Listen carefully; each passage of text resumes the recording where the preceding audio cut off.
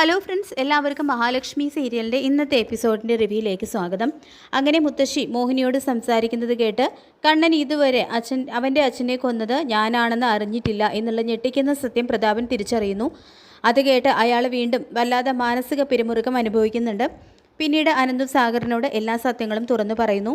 കണ്ണൻ്റെ അച്ഛനെ ലോറി ഇടിച്ച് കയറ്റിക്കൊന്നത് പ്രതാപനാണെന്നും അതിന് മഹാലക്ഷ്മി സാക്ഷിയാണെന്നും ആ രഹസ്യമാണ് അയാളിപ്പോൾ കണ്ണനോട് വിളിച്ചു പറയാൻ ആഗ്രഹിക്കുന്നത്. അതെങ്ങാനും കണ്ണൻ അറിഞ്ഞു കഴിഞ്ഞാൽ മഹാലക്ഷ്മിയുടെയും കണ്ണൻ്റെയും ജീവിതത്തിൽ താളപ്പിഴകൾ ഉണ്ടായേക്കാം. മാത്രമല്ല, ഈ ഒരു അവസ്ഥയിൽ മഹിക്കത് സഹിക്കാൻ കഴിഞ്ഞൊന്നും വരില്ല. ഈ ചടങ്ങ് കഴിഞ്ഞ ഉടനെ അയാളെ ഏതെങ്കിലും മെൻ്റൽ ഹോസ്പിറ്റലിലേക്ക് കൊണ്ടുപോകാമെന്നും അനന്തു പറയുന്നു. ഏതായാലും സാഗറിനും ഇത് വലിയൊരു ഷോക്ക് തന്നെയാവുന്നുണ്ട്. മഹിക്കാണെങ്കിലും ഈ ഒരു സന്തോഷങ്ങൾക്കിടയിലും അവളുടെ മുഖത്ത് ദുഃഖം തളം കെട്ടി കിടക്കുകയാണ്. പ്രതാപൻ വന്ന് എല്ലാ രഹസ്യങ്ങളും വിളിച്ചു പറഞ്ഞാൽ അതോടെ എല്ലാം തീരും എന്ന് പറഞ്ഞ് വിഷമിക്കുന്ന മഹിയോട് അയാൾ വരില്ല എന്നും അയാളെ നോക്കാൻ അയാളുടെ അമ്മയുണ്ടല്ലോ, ഈ രഹസ്യം അറിയാതിരിക്കേണ്ടത് അവരുടെ കൂടെ ആവശ്യമല്ലേ എന്ന് പറഞ്ഞുകൊണ്ട് ലേഖ മഹിയെ ആശ്വസിപ്പിക്കുന്നു. അങ്ങനെ മഞ്ജുവും ലേഖയും ചേർന്ന മഹിയെ കല്യാണ പെണ്ണിനെ പോലെ അതിസുന്ദരിയായിട്ട് അണിയിച്ചൊരുക്കുന്നുണ്ട്. മഹിയുടെ മുഖം വാടിയിരിക്കുന്നത് കാണുന്ന മഞ്ജു, എന്താ ഏട്ടത്തിക്ക് പറ്റിയത്? ഏട്ടത്തിയുടെ മുഖത്ത് ഒരു തെളിച്ചവും കാണാനില്ലല്ലോ എന്നെല്ലാം ചോദിക്കുന്നു. കണ്ണേട്ടൻ്റെ കാര്യം ഓർത്തിട്ടാണോ ഏട്ടത്തിക്ക് വിഷമം? കണ്ണേട്ടന് ഒന്നും സംഭവിക്കില്ല എന്ന് പറഞ്ഞുകൊണ്ട് മഞ്ജു മഹിയെ ആശ്വസിപ്പിക്കുന്നുണ്ട്. തുടർന്ന് അവരൊരുമിച്ച് ഫോണിൽ സെൽഫിയൊക്കെ എടുക്കുന്നുണ്ട്.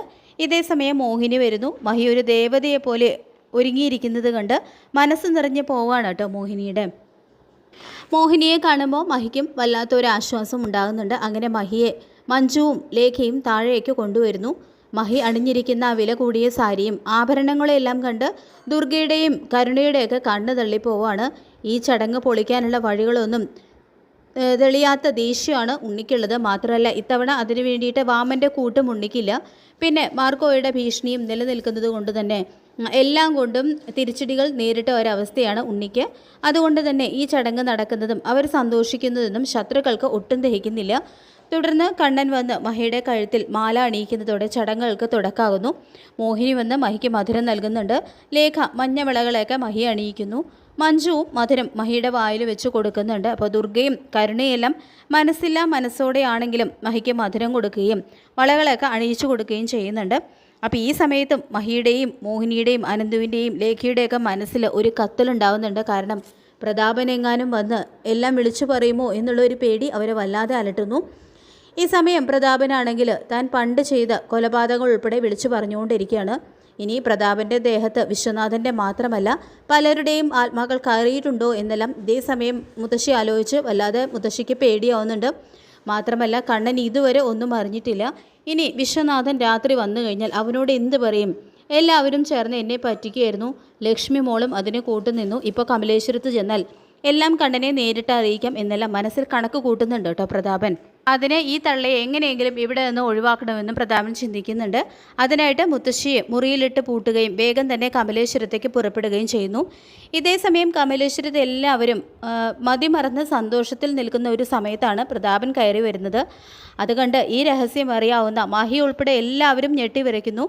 വാമനും ഭൂമി പിളർന്ന് താഴേക്ക് പോകുന്ന ഒരവസ്ഥയിലാവുന്നുണ്ട്. അപ്പോൾ കാര്യങ്ങളൊക്കെ അറിയാവുന്ന സാഗറും അനന്തവും പ്രതാപനെ അവിടെ നിന്നും പറഞ്ഞു വിടാനൊക്കെ മാക്സിമം ശ്രമിക്കുന്നുണ്ടെങ്കിലും എനിക്ക് കണ്ണൻ മോനെ കാണണം, അവനെ കണ്ടിട്ടേ ഞാൻ പോകൂ, അവനോട് ഞാൻ അടക്കി വെച്ചിരിക്കുന്ന രഹസ്യങ്ങൾ മുഴുവൻ പറയണമെന്നെല്ലാം അവിടെ നിന്നും വിളിച്ചു പറയുന്നുണ്ട്. അപ്പോൾ ഇത് കേൾക്കുന്ന കണ്ണൻ അയാൾക്ക് എന്താ പറയാനുള്ളതെന്ന് വെച്ചാൽ പറഞ്ഞിട്ട് പോട്ടെ എന്ന് പറയുന്നുണ്ട് കേട്ടോ.